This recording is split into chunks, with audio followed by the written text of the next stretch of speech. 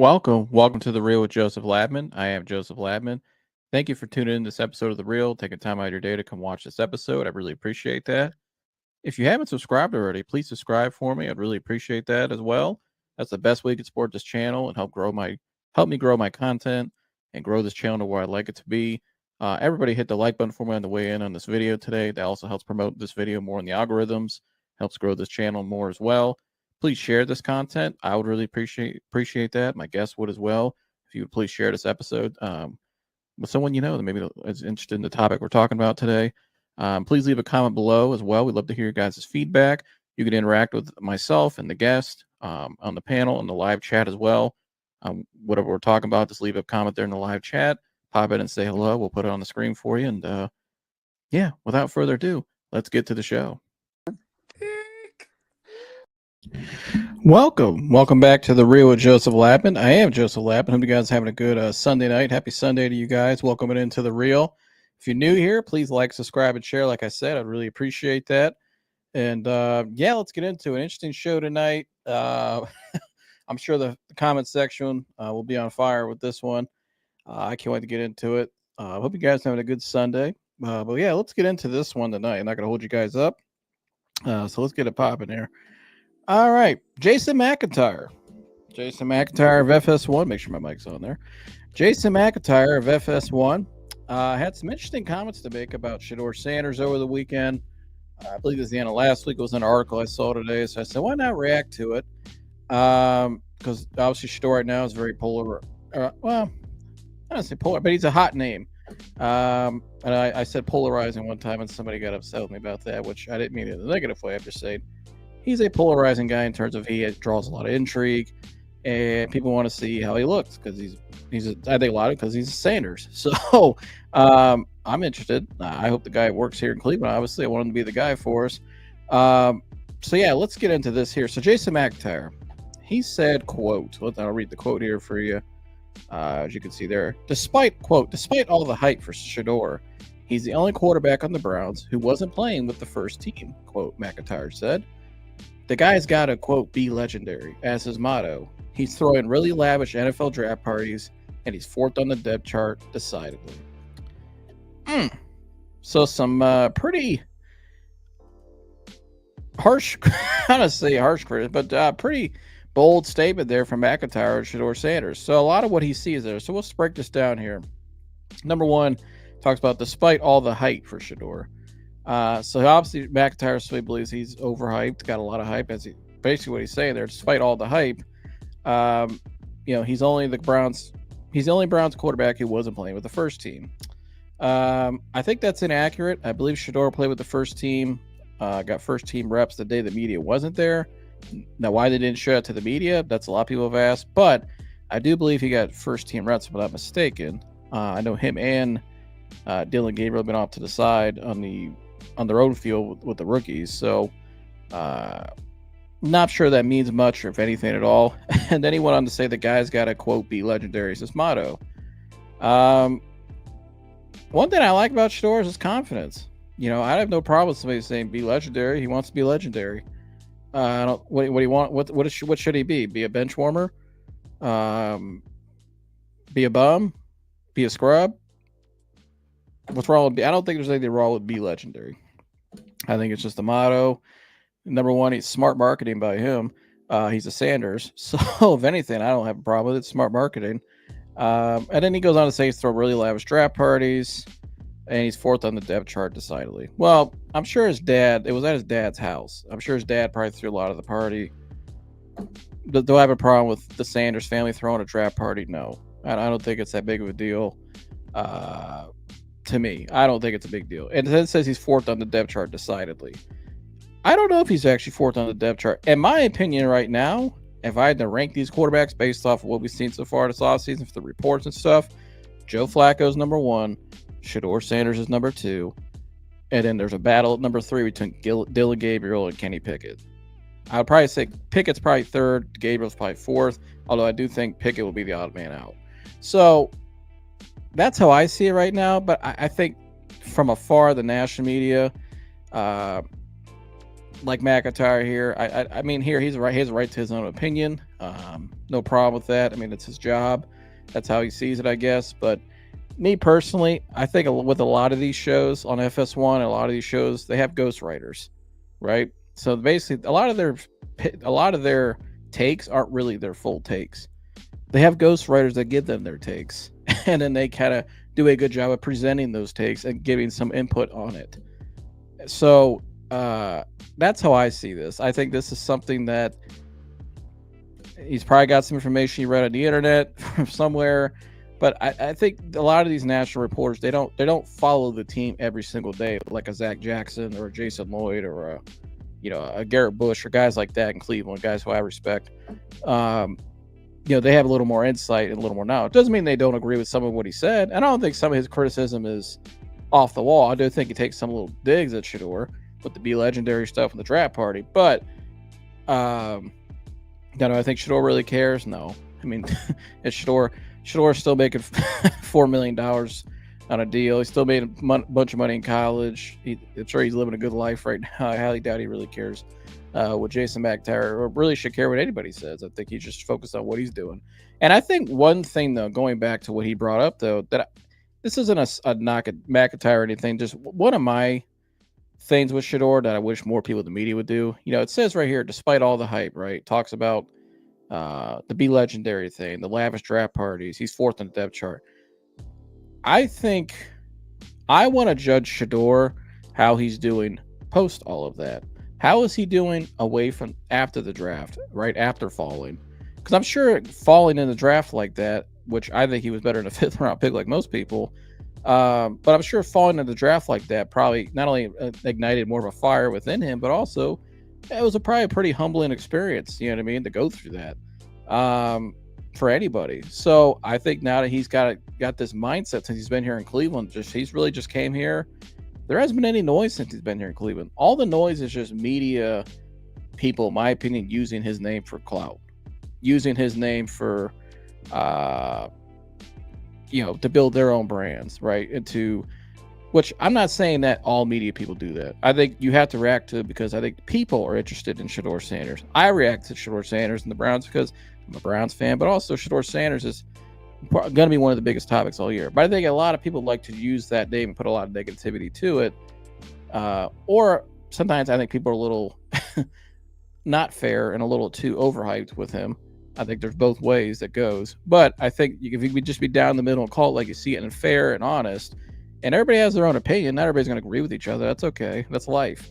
And if everybody thought the same, the world would be a boring place. So, but I think with this guy here, I don't really, as far as how I'm looking at this situation, I don't care as what happened during the draft, college. I don't care about that. He was coached by his dad his whole life, right? And his dad got him to the NFL.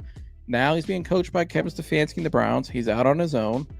I think he's kind of doing his own thing now. All right. I think he's creating his own lane, which I'm sure his dad probably says, make your own lane. You know what I mean? I helped you get to this point. Now it's up to you to go get it. Create your own lane. Become Shedeur Sanders, right? Not just Deion's son. And so, which I think he did I think he started that in college. I think now that he's in the NFL, he's with the Browns. He's got a fair opportunity here to come in here and win the job or become the guy by the end of the year. I don't care about all the stuff before the draft. I think the guy went through a very humbling experience during the draft process. And I think now he's got an opportunity to make his own name. And I think the kid, since he's been here, he's been a model citizen. He hasn't done anything that's made noise. He hasn't gotten himself in trouble since he's been here. He hasn't thrown any parties publicly. He hasn't. Ever since he's been here in Cleveland, he's been a model citizen. When he speaks to the media, he hasn't said anything outlandish. He's been clean as a whistle. Ever since Shedeur Sanders has been here in Cleveland, clean as a whistle. He hasn't done anything. To me, the only thing that's worth headlines with him since he's been here, like big headlines, was a reporter going up to him while he's eating spaghetti and asking him a crazy question. And I don't blame her. I blame more the team for allowing it. She was, I guess, they gave her access to do her job, so she's going to take advantage of it. But that's really about it. And that wasn't even his fault. So I don't get it. I don't get some of this. I mean, I give you, if you have some concerns about his game, maybe, or fair criticism there, or maybe some of the stuff at Colorado, maybe you thought was too much. I don't know. But as far as I look at Shedeur Sanders now, I'm just judging Shedeur Sanders and who he is as a Cleveland Brown since he's been here. And I think to be fair with Shedeur since he's been here, you got to be fair to the kid. He hasn't done anything wrong since he's been done everything right. I mean, just give him his credit, and I think move on from there. And I think right now, I mean, if you listen to Kevin Stefanski, there really isn't a real depth chart on this team. I think it's probably Joe Flacco is probably right now probably number one guy because he's Joe Flacco. He's got the most experience, Super Bowl winning quarterback. Got some chemistry here with the team already from 2 years ago. And I think after that, everything else is up for grabs. I think it's just kind of let's see what you got, learn the system. Like there is no real competition right now. OTAs is more about learning the system, getting acclimated with the NFL game, getting reps of guys, learning timing, get more reps under center because you don't do a lot of that in college. You know what I mean? So I think that's what a lot of this. It's all basic stuff, basic fundamental stuff to go over right now. I think how the Browns develop him and the structure they put around him, any quarterback really, especially rookies, him and Dylan Gabriel.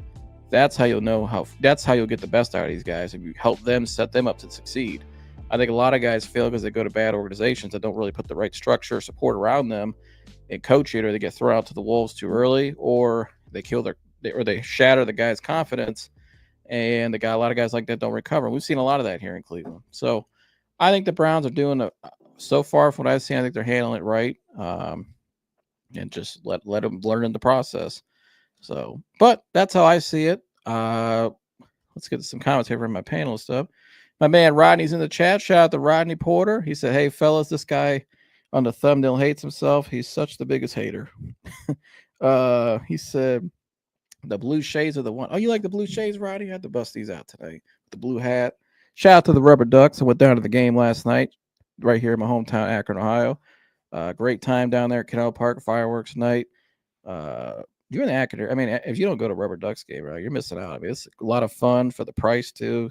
It's a great stadium, great ballpark, a lot of fun.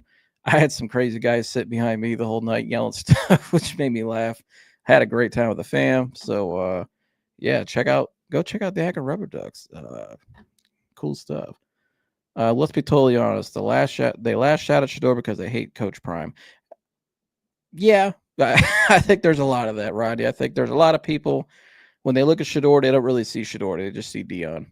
And I think because of the last name, because he's his son. So that's why I say, Rodney, I'm only judging him. I want to see what he does away from his dad now, on his own, in Cleveland, with a new head coach.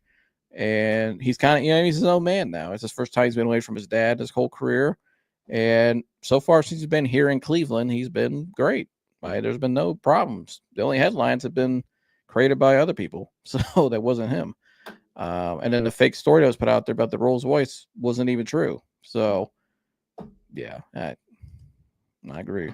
Joining me now, and I got some other guests coming up here shortly, the man, the myth, the legend, Sir Michael Antonace. Mike, how you doing? I am fantastic. How are you, beautiful people in the chat, and Joseph? Doing good, brother. Interested by this topic tonight, Mike. I'm curious to what you got on this. I'll give you the floor, Mike. Take it from here. Yeah, I'm not the biggest Jason McIntyre guy. Honestly, Colin Cowherd likes to have these co-hosts that make him more right, and Colin Cowherd is an extreme Shedeur supporter. I think McIntyre, I don't even know if McIntyre believes what he's saying. I don't know if it's more so just to be the contrarian on the show and create a dialogue between him and Colin. But Joy Taylor would do very similar things when he was on the show, because what he said is largely inaccurate, kind of like you already said, Joseph. He has had first team reps. Both rookies are playing at the third and fourth role. That's just how the Browns do it. That doesn't necessitate, where they're actually going to end up in the depth chart. I mean, we're in voluntary OTAs still. We're not even hitting mini camp yet. Like, mini camp is on its way. But like, we're so early in the process still that these sweeping like generalizations about Shedeur is just ridiculous. I mean, like you said as well, since he's been in Cleveland, I mean, he's been like he got drafted, took a plane out here and started working. Like that was about it. And he's been working every day, staying in a hotel. He wakes up, he goes to the facility early, learns, goes over the playbook, works out, throws, does what he needs to do, and then goes to OTAs. I've been impressed with him more so than I thought I was going to be as far as like work ethic and everything he's bringing to the table. I always was a fan of Shedeur, the talent. Being a Browns fan and an Ohio guy, so watching more Ohio State and local schools like Kent, Akron, which are MAC schools. I didn't see a lot of him. I watched a lot. Like I watched Colorado when they were at prime time, obviously, and knew he was talented. But I didn't know so much about Shedeur, the person. And from what I've seen from the outside looking in, he's been incredibly professional. Everybody that's around him has said that he's been incredibly professional. And there are a lot of people in that room, in that coaching staff, that think that he can be the starting quarterback sooner than later. Yeah. What do you think too about? I got this article, Mike. I just give me 1 second. I'll pull it up here. In this article, it talks about the reps, right? Because Daniel, I can't remember to say his name from ESPN. Oh yeah. He reported that Shedeur. Give me 1 second. So this is from Yahoo Sports, and I just had the damn article pulled up, Mike, and now it went off my thing. So as I pull this back up, Mike, what do you think their reasoning is from your standpoint of the reps, right? Because I can't find the article. Anyways, I'll pull it back up here in a minute if I find. But anyways, in the article, it talked about how Daniel, I can't say his name, from ESPN, the Browns beat reporter from ESPN, right? Yeah. Talked about how he didn't take any first team reps, but in the article in Yahoo Sports, it was a Yahoo Sports article. The gentleman pointed out it's really not that big of a deal considering Pickett and Flacco are the two veterans. They're going to get most of the first team reps, obviously, right away in these late, OTAs and stuff like that.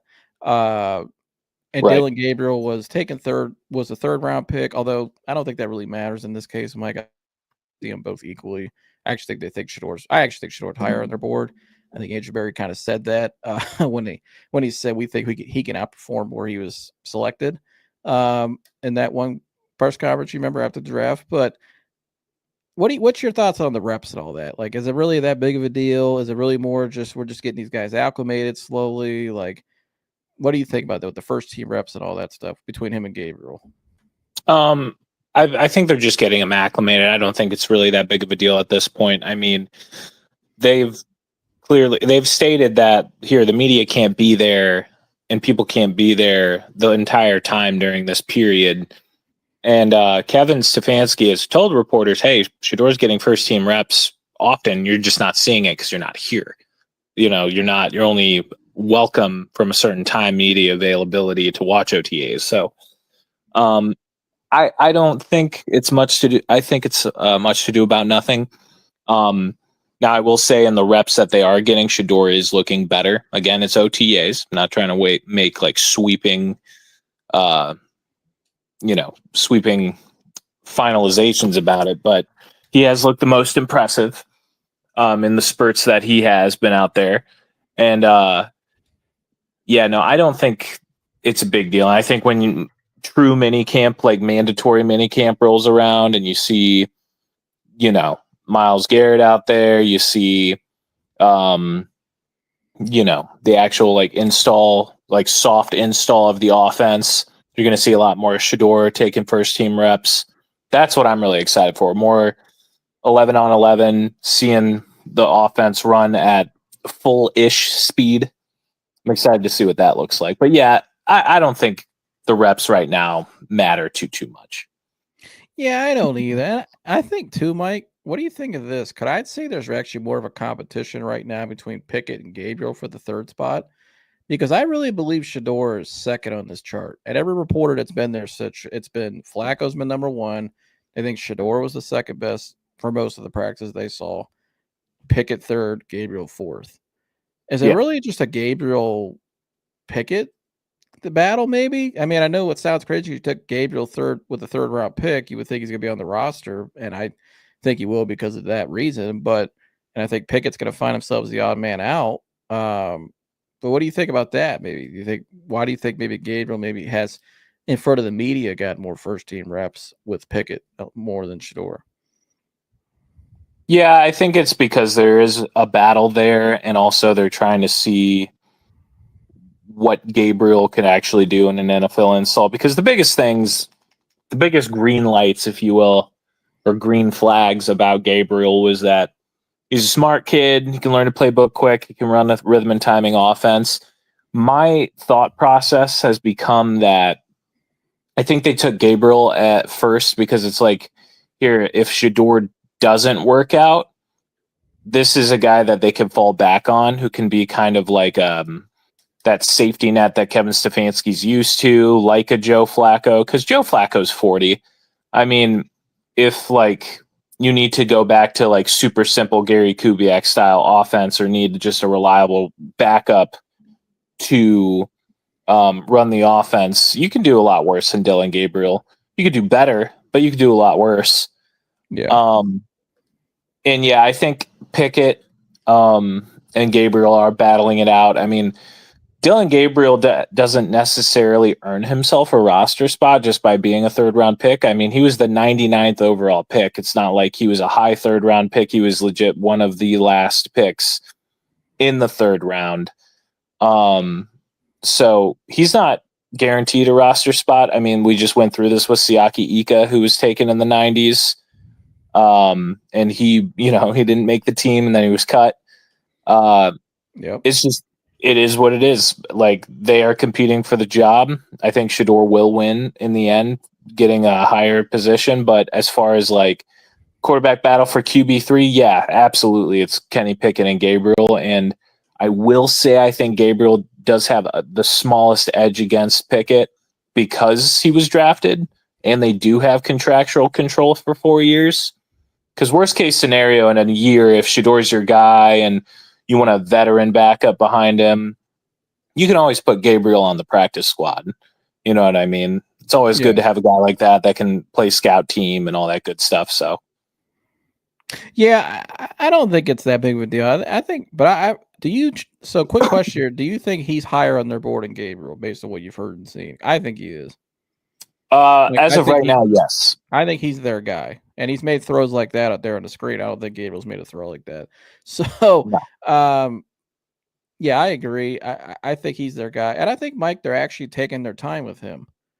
You know what I mean? I think they're actually really developing this guy. I think it's something we haven't really seen here in Cleveland, Mike. A rookie quarterback truly get developed the right way. Slow up, you know what I mean? Start at the bottom and build him up slowly. Don't rush him out there. Don't put too much on his plate too early. And you know what I mean? What's your thoughts on all that? Yeah, I mean, I think they want to develop him, but it's also one of those things too where they got to figure out if he's the guy immediately. You know, we have time, but we don't have time.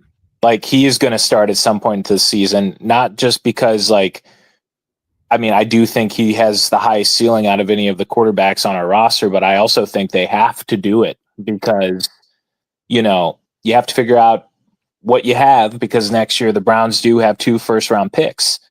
And, if Shedeur doesn't work out, then one of those picks, or maybe you have to move both of those picks to get a quarterback that you think can. Now, best case scenario, and the scenario that I think is likely and hopefully will work out, is Shedeur is the guy and you can spend those picks elsewhere. But we're in a unique situation where it's like, you can't, Shedeur doesn't have, 2 years. He might have 12 games to prove it. And I think he has the ability to. I think he has all the talent in the world to, and I certainly hope he does. But yeah, they're doing their best to develop him, but it's still expedited as well, if that makes sense.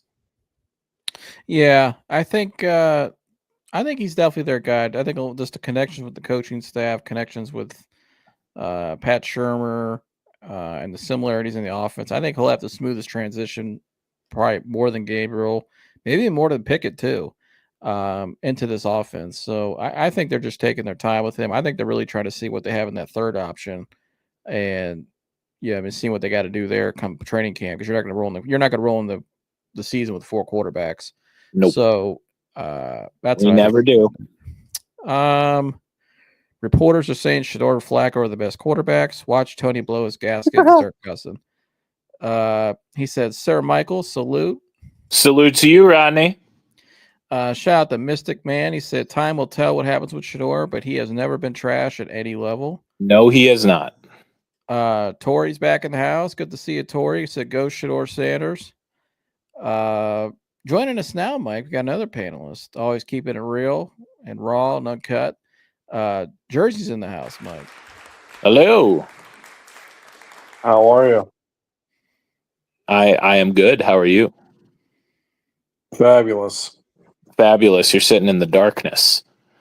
I have TV on. Oh yeah, hear what happened to you last night, Mike. He'll be asking about it tomorrow. I have another theory on what happened. I'll tell you tomorrow. Okay. Anyways, Jersey, welcome on in. I know you've heard some of our conversation here. I'll pull up this quote again, Jersey. Obviously, here's the quote from Jason McIntyre. We got some people tuning in as well. Jason McIntyre said, quote, "Despite all the hype for Shedeur, he's the only quarterback in the Browns who wasn't playing with the first team." McIntyre said, quote, "The guy's got to be, quote, legendary as his motto. He's throwing really lavish NFL draft parties, and he's 4th on the depth chart decidedly." Our take on it, Jersey, was we thought it was maybe a little too, at least from my perspective, I thought it was a little too, like, it doesn't really matter now. I want to see what the guy does here in Cleveland, not what he did before here. Beforehand, I think that process, go through that, was probably a humbling experience. And ever since he's been here in Cleveland, I think he's done everything great. And the only headlines were a reporter go up and ask him a question off the wall while he was eating spaghetti at a team function. So that wasn't his fault. So, I mean, what's your thoughts here on McIntyre's take, and do you think it's fair? Well, I mean, I think anybody can say what they want. I mean, it's fair. You know what I mean? Do I think it's seems a little biased? Yeah. You have that legendary, when he takes a shot at that quote, and then bringing up draft parties. I don't really care about that. I mean, somebody could be having draft parties and be number 1 on the depth chart. You know what I mean? That doesn't really matter to me. It just seems like in that whole quote, it just seems like it doesn't really have anything to do with football. It just has something to do with he just doesn't like the guy. So I just don't pay attention to it. I'd rather if it was, I would rather him say, okay, he's 4th on the depth chart, and then say why. You know what I mean? Mm-hmm. I mean, actually report something. I don't really care. Yeah, that just seems like he just doesn't like the guy. So I don't really pay attention to that. Anything you want to add to that, Mike? I mean, I think that's a fair analyzation of the situation. Yeah, he's just trolling, or he doesn't like Shedeur, or like I said, kind of previous, just trying to be a contrarian to get stuff to talk about with Colin on the show. Yeah. Jersey, what do you think? How do you think Shedeur's handled everything since he's been here in Cleveland? Honestly, last time we talked to you was right after he got drafted here. We talked about the whole draft process and why that maybe happened. But since he's been here, how do you think he's responded to all that? What happened at the draft, and how do you think he's been here in Cleveland? Well, I think he's responded the way we would want him to respond. I mean, I think he's done a great job. He's kind of been quiet in a sense. He's talking about all these draft parties. Maybe he had a party that night or the first couple of nights, but the only thing I've seen out of him is him at youth events, high schools. That one training center up there, what was it, Avon or something like that, hanging out up there with younger players, which is great. So yeah, it's been quiet. You know what I mean? I think if he was doing things that he shouldn't really be doing, it wouldn't be quiet because they'd have him on blast. So I think he's handled it pretty well. It's probably what I thought would happen. I mean, you know, you go 5th round. You know, I'm sure his dad's told him, "Here, you got to get in there. It's time to not talk. You got to get in there. You got to earn it." You know what I mean? That's the one thing that, whether you like his dad or not, his dad played in the league obviously for all those years, and he's a Hall of Famer. He understands you have to earn it. You know what I mean? He understands more than anybody.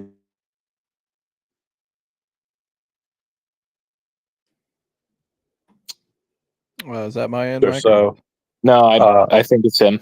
Oh, you cut out for a second, Jersey. Last time we heard you, he was in the league. He understands. Yeah, that's what I'm saying. I mean, he his dad, I'm sure has told him 100 times, talked to him about, here, you got to earn it. You got to work hard. You know what I mean? You got to put the work in. You got to outwork everybody. And it's like I said before, it may have cut out. It's hard just to make a team. I mean, just to be on a 53-man roster in the NFL. I mean, you're one of the top 1,500 plus players in the world.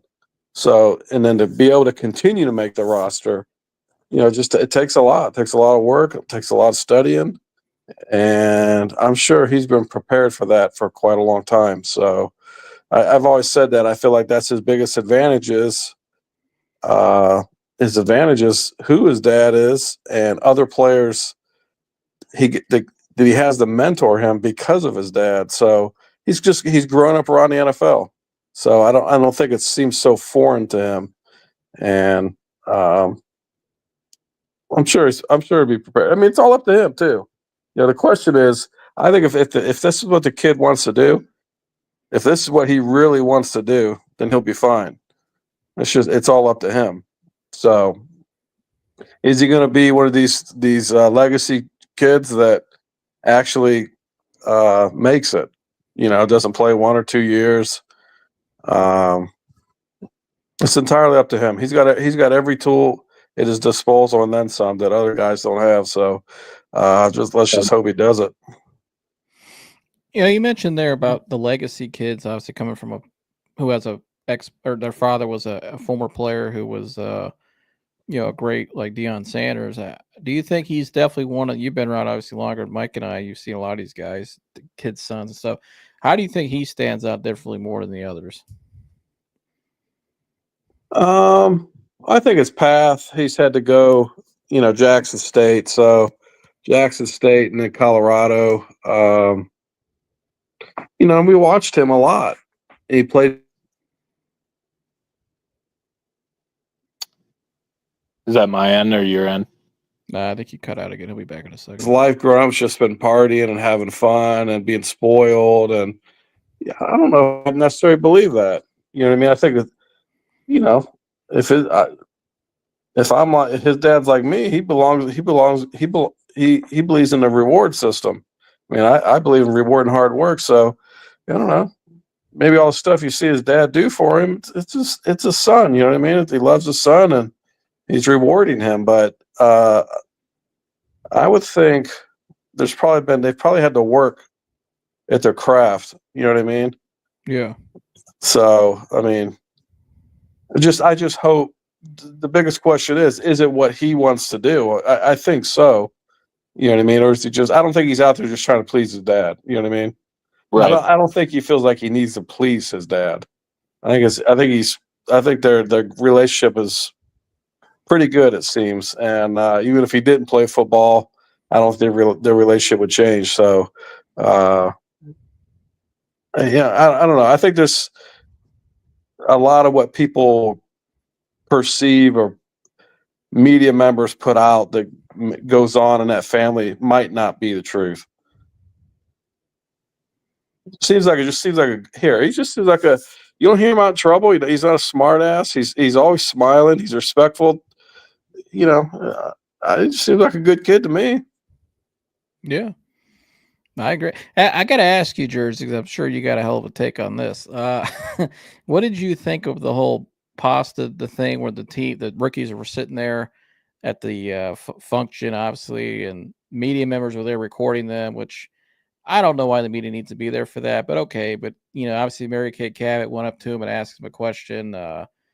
Mike, wasn't kind of along the lines of like, how do you deal with like your haters and stuff? And he's sitting there having a nice night. Something like about that, and then the quarterback battle with Gabriel and how he's dealing with it. And Yeah, and Gabriel's sitting literally like 5 feet away. What did you think about all that? Her like going up to him and trying to, and he was kind of like, "What do you want to ask me?" And he's sitting there just trying to eat his pasta and have a good time with his teammates. And he's on Twitch. He was on live on Twitch, which I think that's appropriate in that setting. He's just having a good time filming them having fun. I think it's, and then what I liked the most about it too, Mike, if you watch the actual live, is all his teammates are sitting there. He has a relationship with all of them already. You could tell he knows a little bit. Him and Juckins really seem to be clicking a lot too. What did you think about that jersey? Just kind of like the media and going up to him in that setting, and do you think that was really appropriate? And No. it's like Mystic Man said here, the media wants to stir drama. Well, yeah, that's what they live off of is drama. You know what I mean? So no, it was terrible timing. That's one of those moments where it's just being a team. You know what I mean? Having fun together. She don't need to get in and ask that stupid shit. You know what I mean? She's got plenty of time. She's already had plenty of time. She's gonna have way more time to ask that shit later on. That's just being a fool. So, it's just. I don't know how some of these guys put up with these people. I mean, it's just foolish. And then to ask him about how he's competing against the guy that's sitting a couple doors down in a high chair, Dylan Gabriel. That's what I said that night. That dude was sitting there. He looked like he's sitting in a high chair at that table. So yeah, I don't think he's competing with Dylan Gabriel. And so she's just. I don't. Again, I'm not going to get into. I don't understand why that person's even in the media, because that's I've listened to plenty of interviews, and just I'm always scratching my head like why does this person have press credentials and why do we sit and listen to this person? I mean, it just never really seems to. It always seems like it's something that someone else has already said. You know what I mean? Like that person just sits and listens to other people and just repeats what other people say. So it's and A I lot sure of as times hell it could be narratives put out by teams too. absolutely, and I sure as hell don't use your don't use your press credentials or being a media member and don't abuse that. Don't go into certain just like that certain team events or whatever they're doing and just go outside the lines. You know what I mean? Stay within your boundaries. It's great to ask questions and question things and that's what they're supposed to do, but there's a certain time for it, there's a certain time that there's not. That was just more of like a thing to show, it was a fun thing to do. Let the guy have fun. You know what I mean? He's at the end of the day, he's still a young kid, young guy. You're supposed to be there to support the guy. Asking the tough questions, the really, really tough questions when he fucks up. You know what I mean? Right now, he hasn't even got a chance of playing in a game yet, and they're doing this to him. So, if you want to be a beat reporter for the Browns, sit there and be supportive in a sense. You can do that and still question. So, it was just stupid. Yeah, anything you add to that, Mike? Yeah, no, I like what Jersey said at the end there, especially like there's a way to go about it without being like, I kind of said it on our previous episode. Was it our previous episode? It might have been the one before that our legacy media in Cleveland, particularly in covering the Browns, is so used to just getting attention and clicks off of negativity because of the state of the Browns for the past 20 plus years. So they're kind of set in their ways, but they kind of got to realize we've been pretty I mean, we've had our ups and downs, but for the most part, we've been stable, and we've been competitive the past 5 years. And it's not the same, Browns of old. Like, we're not changing coaching staffs every year. We're not making dumbass draft picks left and right. Now, we made some mistakes, obviously, the Deshaun Watson contract for one. They're the firing of Alex Van Pelt, I think, would go down as a mistake. Like, we've made some mistakes, but for the most part, we've been stable. But the legacy media, particularly with the Browns in Cleveland, is just so tied to this negativity to get attention that I don't know if they know of any other way to report or to change their mind, because these people have been writing like this for 20 plus years, Well, and I remember Garrett Bush. Shout out to G. Bush. He said this 2 years ago, Mike, almost going into that 23 season. And I think I actually have the clip on my phone because I think I brought up one of my shows.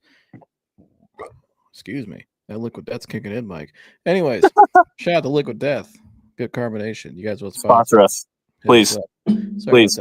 Anyways, please. Yeah, please. Please. Anyways, but he mentioned though, there's a lot of media members in this town, Mike. It's easy to cover a team when they're bad. Because you could just sit there and talk shit about the team and blah blah blah. It's easier takes when they're bad. When they're good, you actually have to sit and analyze football. You have to know what the hell you're talking about. You have to be able to know how to relay information in a proper manner. And I think there's a lot of media members, Mike, in Jersey, in this town. In Jersey, you've obviously been a fan since you were born in '77. There's a lot of fans who, or a lot of reporters, excuse me.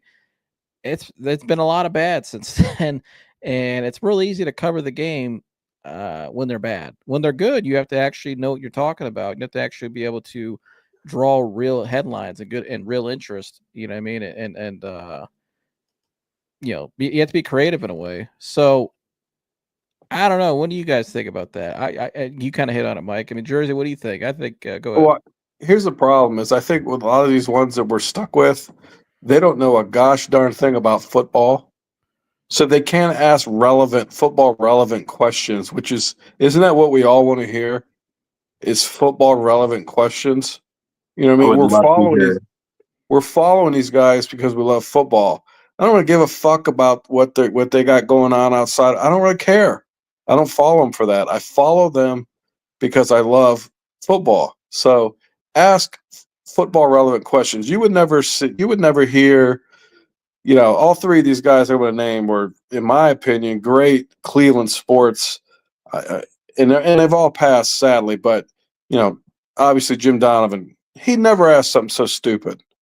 Casey Coleman, who was on Fox 8 all those years, but another beloved guy, would never ask something so stupid. Greg Brenda, he was 8:50 a.m. Browns guy, Radio Hall of Fame. I used to love listening to him on the radio. Would never ask something so stupid. It would always be something pertaining to the game. You know what I mean?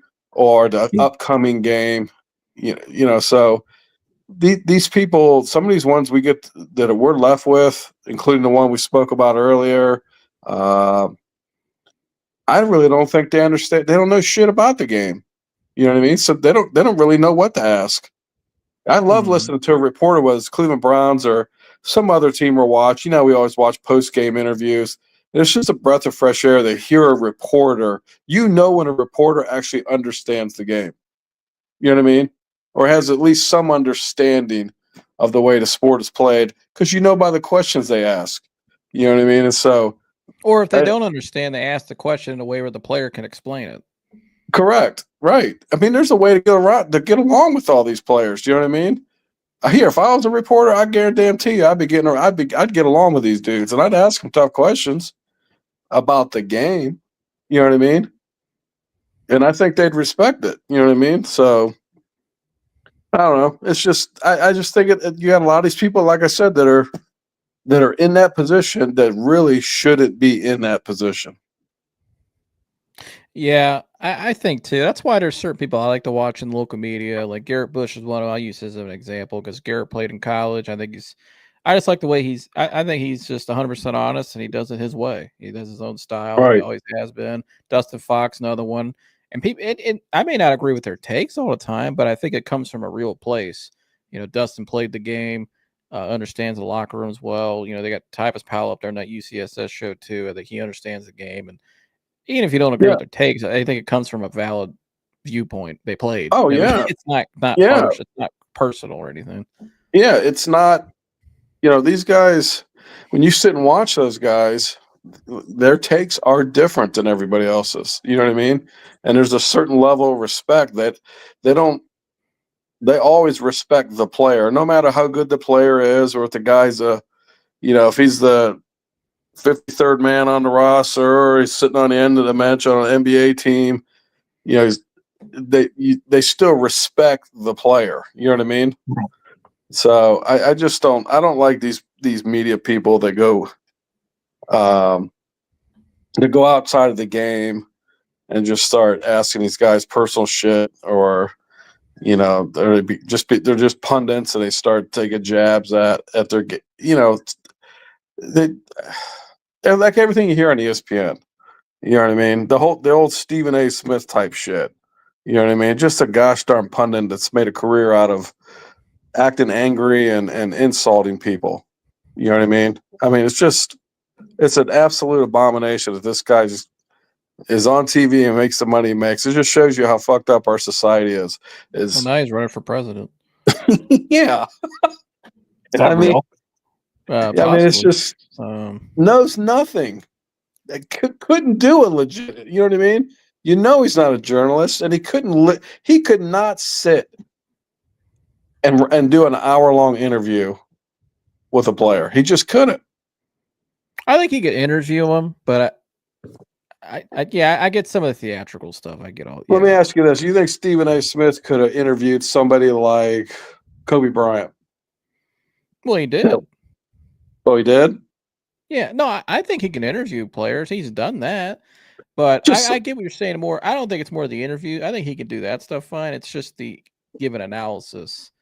You know what I mean? Well, that's what I'm talking about. See, the reason I took Kobe Bryant, because he was such an in-depth, cerebral basketball mind. You know what I mean? Like you at some point you got to start asking this guy basketball questions to keep him engaged. You know what I mean? Yeah, he's just that guy. It's kind of probably how Peyton Manning is too. You know what I mean? I watched Tom Brady, and what was that? Was it Tom Brady on who's the cat on FS1 out west? Whitlock. Colin Cowherd. I watched Colin Cowherd. I watched Tom Brady do an interview with him, and it was like listening to an encyclopedia. You know what I mean? He was just asking about the game and certain things about how the game's played, and just listening to Tom Brady was so into that interview. He probably would have talked for several hours. You know what I mean? Yeah. So I'm just saying, certain players. I think players like that at that level, only certain people can interview them. Yeah, I think certain people can pull the best out of them. Yeah. Like I think Shannon Sharp, for instance, I think he's best on his podcast, Club Shay Shay, because when he talks to athletes, he's able to just relate to them better. He's a hell of a job on that show. Yeah. He just a good job of interviewing. I think a lot of those guys. I think a lot of these former athletes are better on their own podcast because they're able to just sit with these guys and just have a laid back conversation, but they can pull out stuff out of them and relate to them that other people can't. So, let's some of these comments here. We're getting a little behind. The Sanders boys are pretty laid back kids in reality. Never heard someone say something negative until the draft started. The media wants to start drama. Shout out to Quay Dunn. He said there's an agenda to push a false narrative about him because he's cooking on the field. They want him to act out at every angle. What's your thoughts on that, Mike? Shout out to Quay Dunn. Thanks for tuning in, brother. Thanks for tuning in. And I mean, for some media members, I mean, any publicity is good publicity in their mind. So if they're pushing the agenda of like, oh, he's this spoiled kid. He's all about money. He's all about a fame. Not really about football. Blase, blase. as soon as he shows an inkling of slipping up, which I don't think he will, but they'll be looking for something like that. They'll jump on it just to make it a bigger deal than it is and get clicks, get money off of it. Like certain media members are definitely guilty of that. Here's what I don't like, Mike, in Jersey. I'll let you respond to this, is because I know we talked about this privately too. We're sitting there at night watching this stuff. I don't mind if you, like I said, if you want to criticize him for a bad throw, maybe he had a bad game, which he had. Maybe he didn't have. I mean, there were some games in college and plays where you criticize. Okay, he could have been better here, But I don't like, though, if he throws a good ball in practice, or if he has a good couple, like we saw in OTAs and mini camps so far, made some really good throws or does some good things. People will just kind of downplay that too. So it's kind of like, damn if you do, damn if you don't. If he does bad, it's like number one. It's gonna be the number one news. He's this, he's that, he's a bust, blah blah blah. But if he plays well, it's with the threes, with the fours. He's really not that guy. But then it's like, well, what are you gonna do? Because this kind of happened with Baker too. And we know some of Baker's critics when he was here in Cleveland. Yeah, Baker had some things he had to get better at. He had some he wasn't the tallest guy, didn't have the biggest arm, but he played well in a lot of games. But a lot of people that whole year would just say, like his rookie season and stuff, or even 2020 when he bounced back, it was always never enough to some people. Like it was always like this guy just led the Cleveland Browns. This dude led them to the playoffs. Like that was like, how hard that is to lead not just an NFL team, but the Browns to the playoffs. And people act like it was like, remember some of those games, they were like, well, it was against this team or it was against that team. That's the stuff I don't like. And I have a feeling that we're going to have to see a lot of that again, like we saw with Baker, with Shedeur, where if he goes out there and balls out, I think a lot of people will say they'll try to downplay it. Or you have people that will try to, every time if he makes a mistake or whatever, honor off the field, it's going to be the biggest thing you ever heard of. Right. But you got anything you want to add to that, Jersey? Well, yeah, it's just that's just, again, it just goes back to my whole point of some of these people shouldn't be doing what they're doing.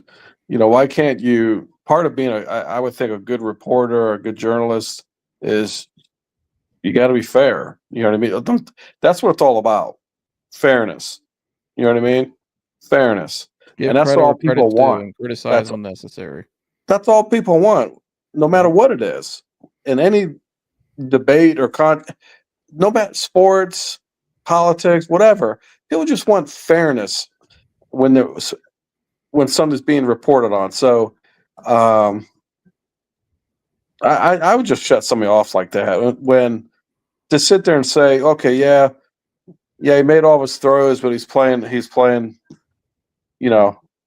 on the fourth team. Well, I don't give a shit. You got to make the throws either way. It's not like he's getting rushed in practice. You know what I mean? It's not like he's getting hit. He's making the throws. So that's just stupid for somebody to say something like that.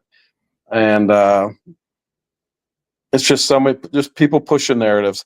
Here. That's just what they love it. They absolutely love it. I never saw the media so happy. When you talk about Michael Jordan, when they were happiest?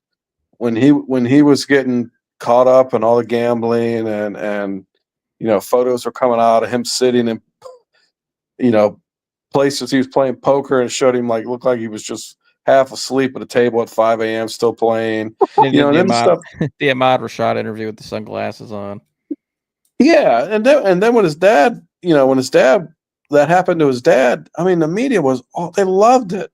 They absolutely loved it. So it's just, it doesn't have to be that way. I mean, there's some. When he retired, they were upset because they had no more headlines. Exactly. But they treat him like shit. I couldn't do that. If I was, here, I'm telling you, if I was a reporter, I think I could do a good job with never doing that to a player / human being. I just wouldn't do it.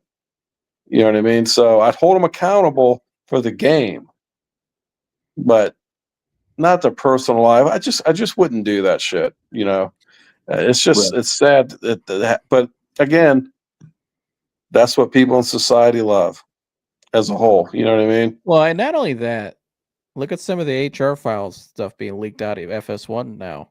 Not gonna get into some of it or name any names, but look at FS1 for instance. Look at some of the stuff that's coming out of there. Here. Look at the stuff that's come out of other places. I'm just saying, in society in general, you could flip it both ways. Like, imagine if the players start asking the reporters questions about their lives or stuff, maybe that's come out about them. They probably wouldn't like it, and they don't get scrutinized as much as the players do. Right. What are you gonna say, Mike? Go ahead. I was just agreeing. I just said right. Yeah. I'll do Ronnie said, not a booster seat. Ha ha. Jersey said, yeah. Save the question. Tough questions to Joe. I think he's referring to Joe Flacco. He's been around. Mystic Man said, great show, fellas. Appreciate it, Mystic Man. He said she doesn't ask tough questions to no one else. Shout out to Bevskit. I believe I said that right. Shout out to you. Thanks for tuning in. He said Jersey is correct. Mary Kay is always trying to catch Shedeur with a question unrelated to football. You could tell she did plenty of favors to get her job. She's a gossip peddler, and truly embarrassing. Let's see here. Ro, I see you. What you say said out with the old and in with the new. I think referring to the media. Let's see here. Quay Dunn said, give an example of one reporter. I'm not sure you're talking about Quay. Maybe that must be what we were talking in our conversation. Sorry, I wasn't able to respond to that. But at first, it didn't start that way until he made them believe a bit. I think he's talking about the criticism and stuff we've already hit on. What you say says Mary Kay wants to know if Shedeur uses a rotary phone. Rose says, but Mary Kay's in the Hall of Fame now. Mike C, good to see you, is back in the building. Says Sanders not super athletic and he has a mediocre arm. He does have a very high IQ and arm accuracy, but it will be interesting to see if he has the arm strength to fit it in the tight windows, tight NFL windows. Here, what Mike C just said, that's a legit comment. You know what I mean? That's like, you know what I mean? Yeah, I don't think he's taking it personal. It's just his opinion. That's what I'm saying. But it's relevant. You know what I mean? He because that's the truth. Let's see if he actually has the arm strength to put in those tight windows. That's what I'm saying. Does. I think he's fine. I don't think that was. What do you? Oh, think, I do too. I've watched enough of him, but I'm just saying. No, I know what you mean. I mean, it's a football related question. We got people coming on here, chatting in or leaving comments that are more qualified than these people sitting in the press room in Berea. Mike, you want to add to that, Mike? I think he can fit it in tight windows, Mike. I've seen enough. I think he can get it where he needs to get to. Yeah, I thought his deep ball was among the best. I mean, I think his arm strength is fine. Like I think his arm strength is actually a credit to him. I mean, yeah, he's not throwing piss missiles out there and anything, but like, did he have a stronger arm than Cam Ward? No, but he has an NFL in some arm. ways, probably. Yeah. he has an NFL arm. It's not like, his deep balls don't have like a disgusting amount of wobble. Like he's not like Zach Wilson out there. You know what I mean? Like he has a good arm. He's just not like, and he makes up for maybe the slight lacking of arm strength with his accuracy. I think his arm's fine. His deep ball was actually one of the best in college football I saw as far as how accurate it was and where he could put it to only where the receiver could get it. Yeah, I mean, I think that's all it's about. I mean, here, when Tom Brady played in the NFL, he never had the strongest arm. Right. Brett Favre, it was other. I mean, Peyton Manning a lot of times didn't have the strongest arm, but they got to where they need to get to, I agree with you. But I think that's fair. I mean, I don't think it's like you said, George. Rodney said, "Are you blind?" His tight window touchdown. His tight window touchdown has only been viral for a week. The whole world has seen it. That was an impressive throw, Mike. You threw in the back of the end zone. What'd you think of that one? And that was to Mr. Caden Davis, which is the guy that I was talking about on our last show that Browns fans fell in love with, the UDFA practice squad receiver. That was an excellent throw. Threw it in between the numbers into traffic, got it to Caden, only where Caden could get it. And that's a big difference with Shedeur that I think puts him above Gabriel just from the get, is that was a tough throw in the middle of the field in an end zone drill. I don't think you're going to see Gabriel really be able to do that because of his size and stature. I thought that was perfect, and I think that throw is a good example of what Shedeur does better than anybody else on the team. Work in the middle of the field. Shout out to B Skrills back in the building. Shout out to you. He said, if Pacers finally lose on the road, 1-1. That's going to be a good series going forward, going for the next game. Yeah, so my last question one of my last few questions for you guys. Jersey, I want to get your take on just the OTAs as a whole. Well, not the OTAs, but the Browns as a whole, the quarterback room. I know Mike and I agree. We both see it as probably Flacco starts week 1, unless Shedeur has this an unbelievable, maybe just completely outplays him in training camp. I think the Browns want to start the veteran first, just to kind of slowly develop the rookie, which I think they should do because we've never done that here in Cleveland with rookies mostly. That's why we haven't found the guy yet, a quarterback. Pat Mahomes sat for a year. Lamar Jackson didn't get rushed out there at first, and it worked out for those guys. But Mike and I see it as Flacco and Shedeur definitely being on the roster. And we both said probably Gabriel will make the team because he was a third-round pick of the third, and Pickett's the odd man out. How do you see that quarterback room shaking out? I mean, that sounds about right. I mean, I haven't heard anything about how did they say Flacco looks? Looks like Joe Flacco. Yeah, I mean, some reporters similar think to a couple years ago. Yeah, they said the arm strength's still there, and a lot of people still think he's the best quarterback there just because of experience and just. Yeah, I mean, he is 6'6". He's always had a big arm.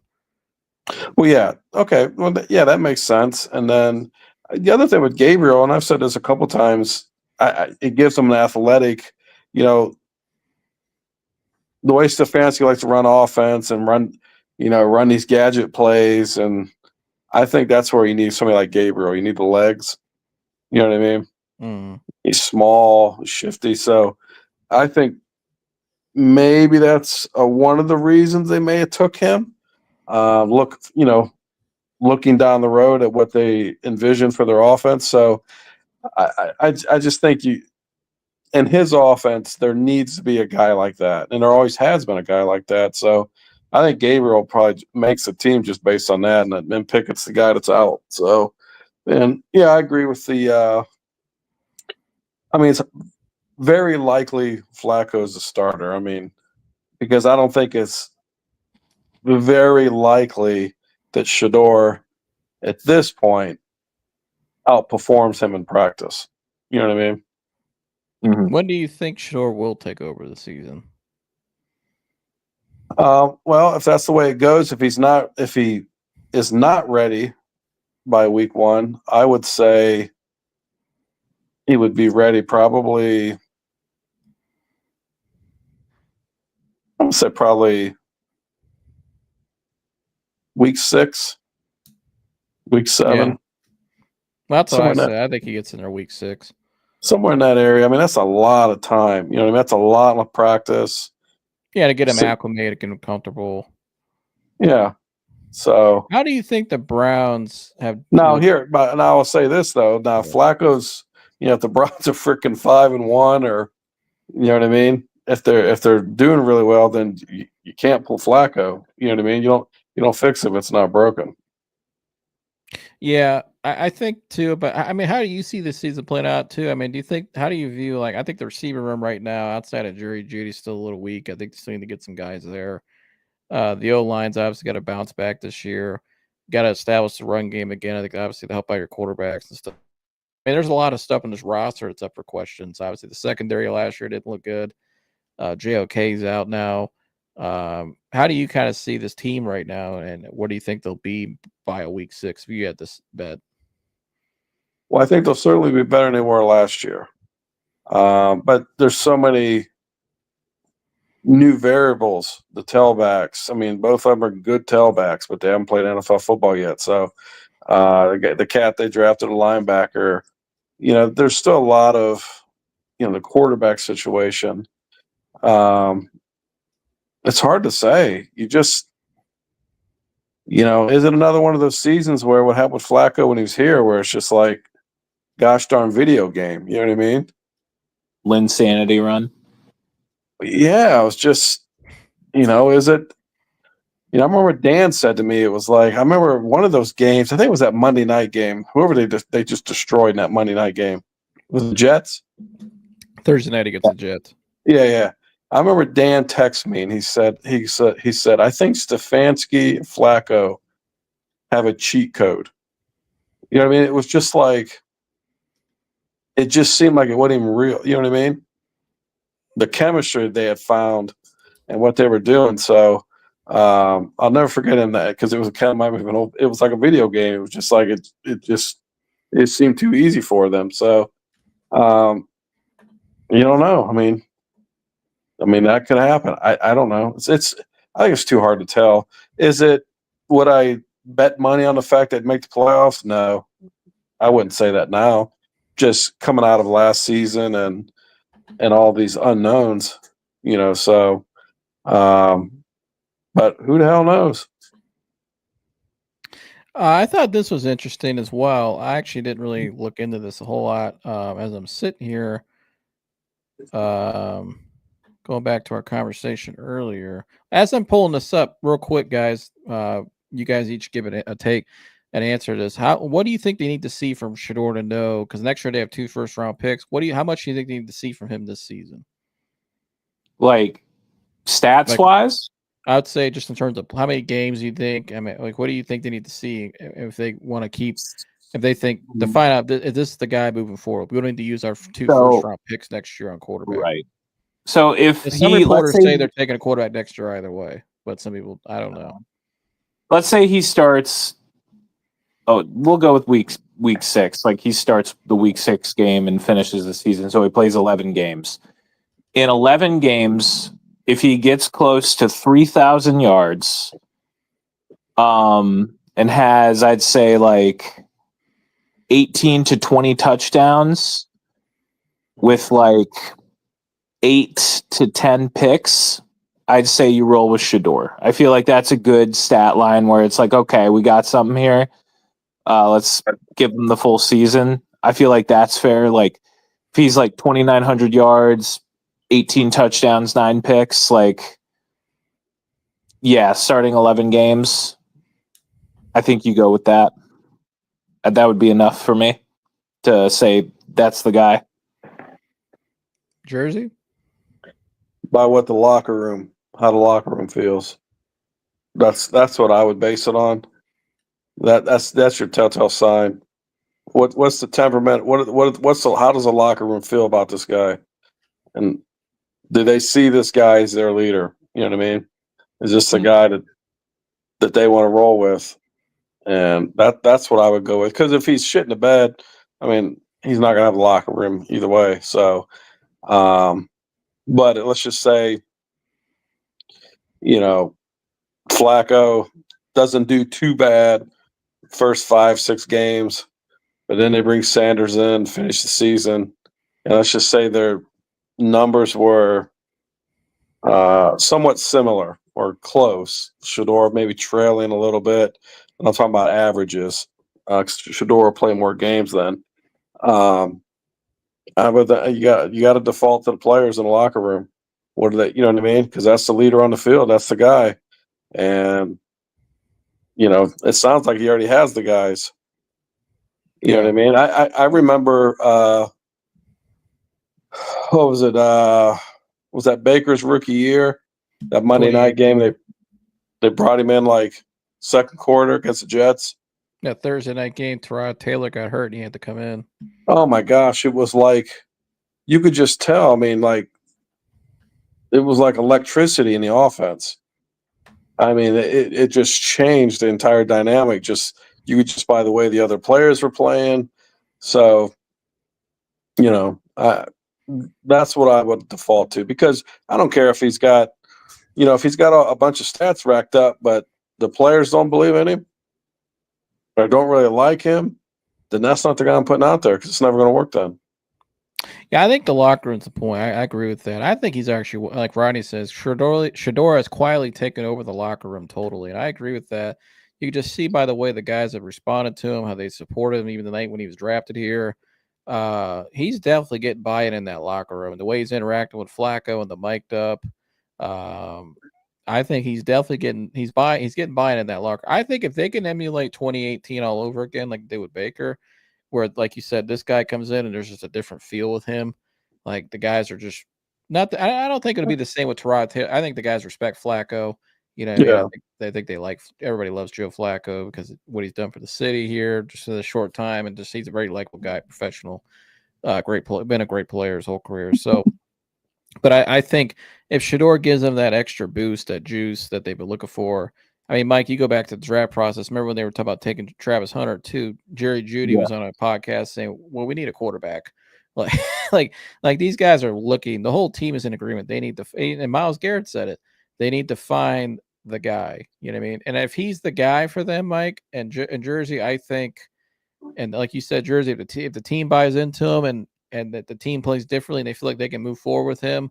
And I think one thing too, teams got to remember too, guys get better year to year. I mean, how many guys have we seen where the rookie year they played good enough, maybe weren't great, but they were still good enough, and then they've stacked that up. You know, I mean, got more development in the system, got their first year under their belt, and then became something great down the road.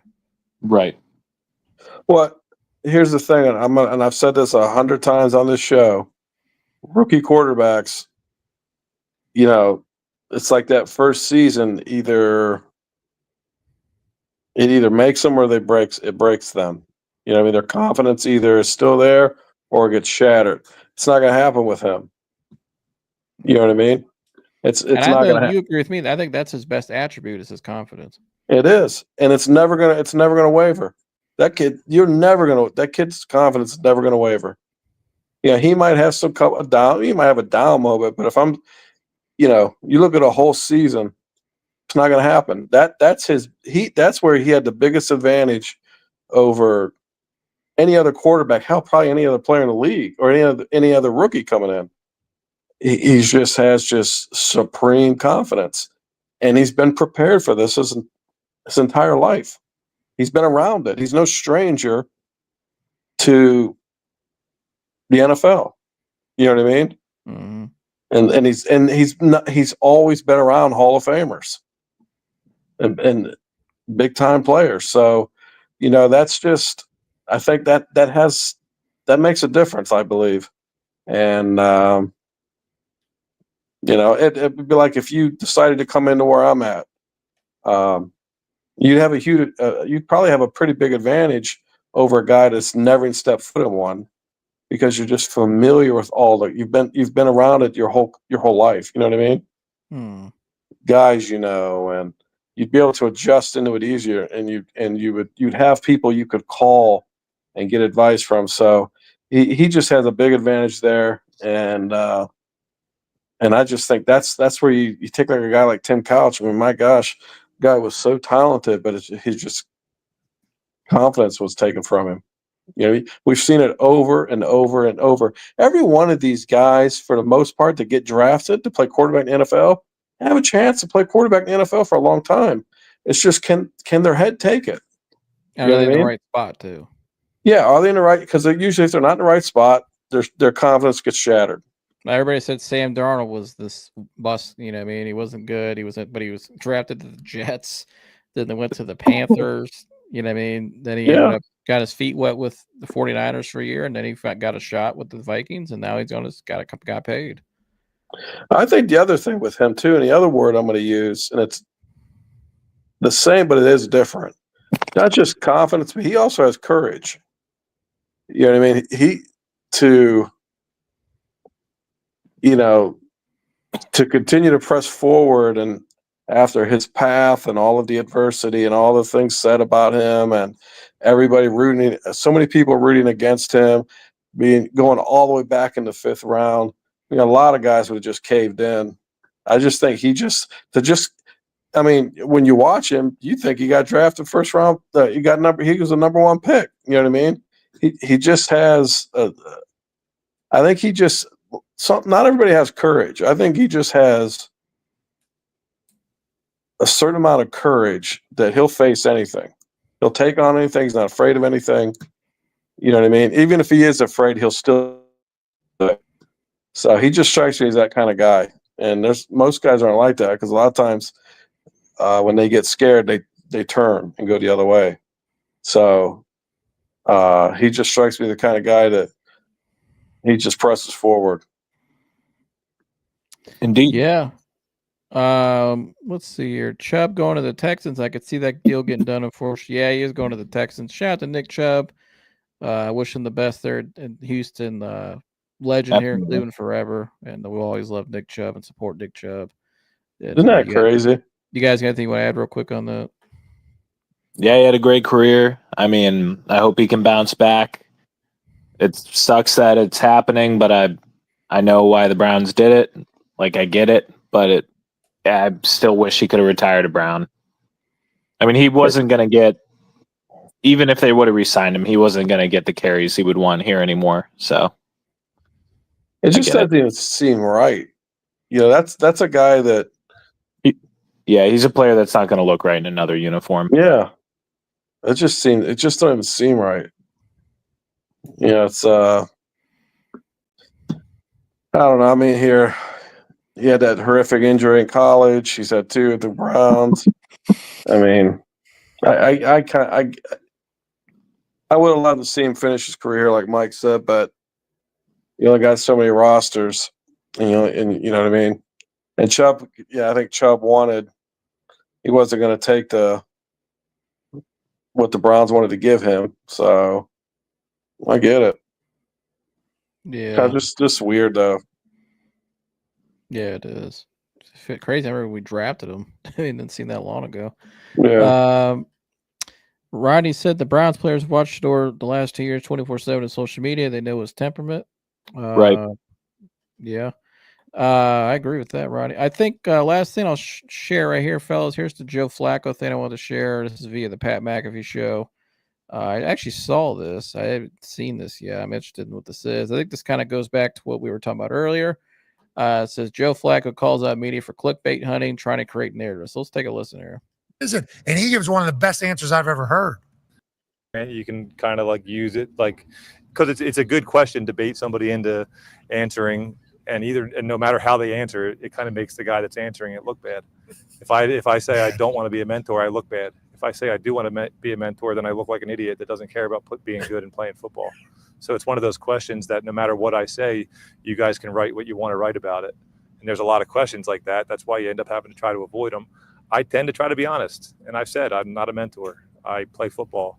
And in a quarterback room, there's a lot of times there's been a ton of times where there's learning experiences. And I have a lot of experience and I can talk on things. And hopefully they listen. But it's not necessarily like my job to like make sure they listen to me. And hey, like hopefully you have a really good relationship with the guys that are in the room, and you naturally want to do that, but that was a long-winded answer, but that's ultimately why I think you guys ask it. Here's the thing is like, because of what I just said, like you're acting like I wouldn't want to be a mentor. It's like, once again, it's not really about that. It's just not the main focus. I see myself as a guy that can play in this league.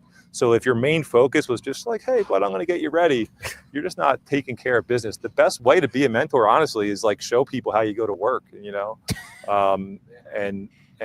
like I said, hope that they pick up on that stuff, but not necessarily force them to pick up on the things that you do. Shout out to Pat McAfee, but I love that there. I don't think he said anything wrong, Mike, in Jersey. I think I mean, what's he supposed to say? Like he said, he still thinks he can play. You know what I mean? And I said this all along. What he said is right. The best way to mentor a guy or to show how to get it done, which is why I think the Browns wanted him in the room with these 2 rookies, especially Shedeur, because I think he'll end up being their guy, is you just show by example. When Dorian Thompson-Robinson was here, he was a 5th round pick back in 23, and ended up playing that year. But they talked so much about how Dorian would sit there and practice and just watch Joe's footwork, watch what drills he does, watch how he conducts himself, watch, what I mean? And Shedeur has already said on the record on the Kay Adams show how he just loves being around Joe Flacco.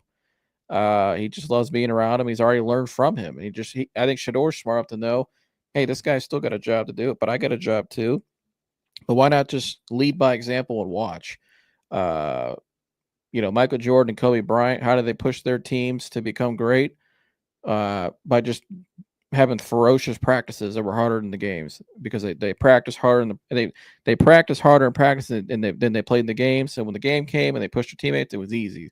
Their team could handle those tough moments in Utah or in Boston on a game 7 or whatever.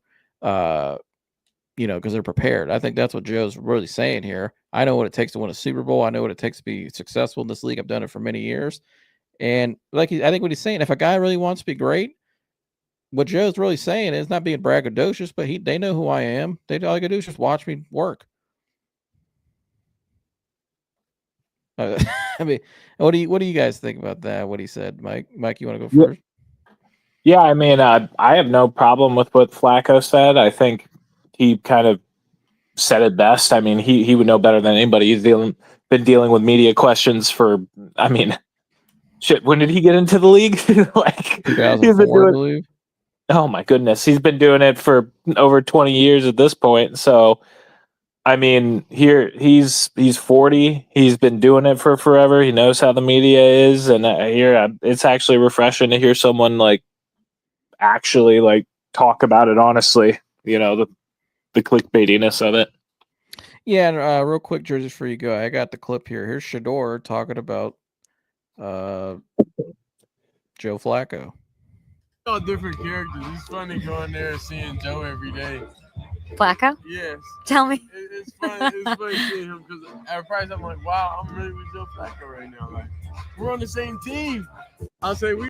So again, sounds like to me a guy who just is taking it as a privilege to be around Flacco and knows who Joe Flacco is, like he said. And even when the Browns took Mason Graham, him and his dad were standing there looking at it, and then his dad was like, I like Flacco. What's your take on this, Jersey? Well, somebody can't decide that they're going to be a mentor. Somebody else makes you a mentor. You know what I mean? The mentee is what makes you a mentor. If someone chooses to see you that way and to follow you and look up to you, that's what makes you a mentor. It's not by choice. You know what I mean? So, that's how I would have responded, and I think that's what he was getting at here. I'm just going to lead by example and do the things I do. And, because I have a lot of experience, and hopefully these guys will learn things from me, and they will learn if they're paying attention. You got that much experience out there. So that's obviously the greatest teacher. So I don't know, just media being media. There's probably Mary Karen. How did you? What's that? Probably Mary Karen asking a question. What'd you think? You liked his response though? Yeah, it's a stupid ass question because they would have turned it around on him either way, like you said. Mm-hmm. Absolutely, they would have. But again, I would have responded just by what I said. I don't choose to be a mentor. You know what I mean? Somebody else decides that I'm a mentor. So, I just would have left it at that. But yeah, he's been here. That's a 40-year-old guy who's been around, like Mike said, he's been around a long time. He knows the bullshit. He knows what they do. Mm-hmm. And he just didn't give it to him. Yeah, and I bet it looks like him and Shedeur have a really good relationship already too, Mike, from afar and the mic'd up and stuff. So, yeah, I'm sure they have a good understanding there. Close up with some comments here. Said Shedeur can learn from watching Flacco if he really wants to be good. DB Ozio's in the house. He said, Mike, depth chart, Flacco 1, Sanders 2, Gabriel 3, cut Pickett. Yeah, that's how I see it to start the season. And yeah, that's what we got tonight, fellas. Before we get up out of here, do you guys want to tell them why they need to like, subscribe, and share? Hey, folks, thank you so much for joining us this evening. If you haven't liked, subscribed, and shared this content, please do so. It helps us out a ton. We're still up and coming. And at 1,000 subscribers, we are live streaming a fun tattoo that I would be getting. It is the Browns dog wearing aviators with a Colorado Buffaloes chain across its neck. We will live stream the tattoo, signifying the unification of the Cleveland Browns and the Sanders family. So, please like, subscribe, share this content. It means a ton. Thank you for everybody who chatted in. Even if you didn't, thank you so much for watching. And yeah. Go ahead, Jersey. What do you got to add? Here, like, subscribe, share, because it's not like any other media like we were talking about. Every comment that comes on, Joseph will address it. He'll read them. We'll try to he'll try to answer the question, or go around the panel and ask what everybody thinks of that question. So, what better than to watch a show where you don't actually have to be a guest, but you can be involved. And you know what I mean? You won't be dismissed. So nobody here thinks they're too big, and everyone here is just appreciative of all the people that contribute. And each one of these, all of you that chat in, you're a contributor, and it's awesome. So show's growing, and it's by you guys. And one day it's going to explode, because I think it's just a fresh take on what people really want. People are tired of the here you always say fake news in the mainstream media. I mean, you always hear that you talk of politics, but it's the same thing in sports. People are sick of that shit, and they just want real takes and to be involved and have their voice heard too. And that's what you get here on The Real. So like, subscribe, share, and everybody have a great week. Well said. Well said. And Mike's Rodney said we are waiting for for that tattoo. Jersey, how excited are you for that? I am. I mean, I'm excited, but I'm not. I mean, I'll be there just laughing. You know what I mean? You're there for the entertainment reasons. I'll have a good time, but I don't really care if Mike gets a tattoo or not. Yeah, I think Dan will be more interested, Mike. I'm just never mind. I'm not going to say anything. Something I'm watching on TV. Never mind. No. Tell us later. Anyways, please like, subscribe, and share. Shout out to Rodney.